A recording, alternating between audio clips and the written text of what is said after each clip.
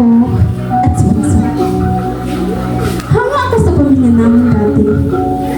Mahirap man ang buhay, pero ang bawat isa ay punong-puno ng pagmamahalan, pagkakaisa at suporta.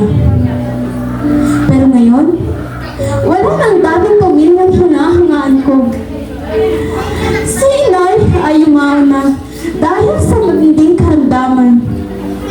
Si Itay naman, halos sa bukid tumira, nagtatrabaho kahit na may sakit siya.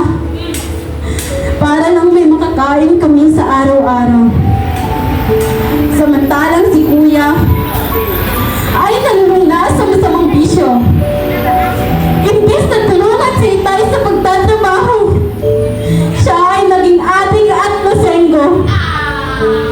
Si Bunso, sanggol na walang kakuwang-wang sa mundo. At walang alam sa mga nangyayari. At ako napatuloy pa rin sa pagluluksa. Sapagkat ang aking mahal na inaawan ay umaw na. Inaanap tayo yung masasandalan sa tuwing may problema ako. Inaanap namin nandyan para magpapangiti sa akin. At tanging dahilan kung bakit araw-araw nakakaramdam ako ng ligaya.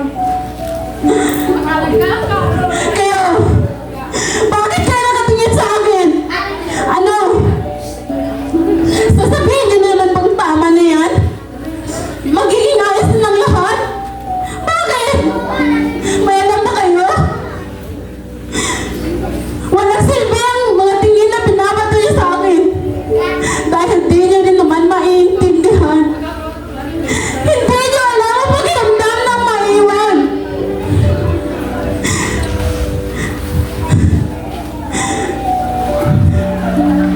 Hindi niyo alam ang pakiramdam ng maiwan. Alam niyo kung bakit? Kasi sarili niyo na yung iniisip niyo. Alam niyo ba ang pakiramdam ng mawalan ng isang ina?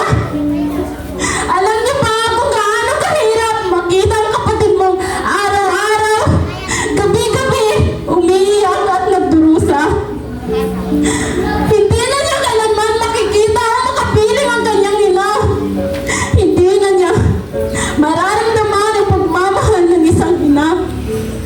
Alam niyo ba kung gaano kahirap? Hindi! Dahil ako, alam na alam ko, araw-araw, nararanasan, minuminato kong dinamdam ang pagkawala ng aking mahal na ina. Sa bawat araw at taon na lumilipas, unti-unti kong napupuna ang kakulangan ng isang ilaw ng tahanan. Walang araw na di sumasagi sa isip ko kung bakit ang aga.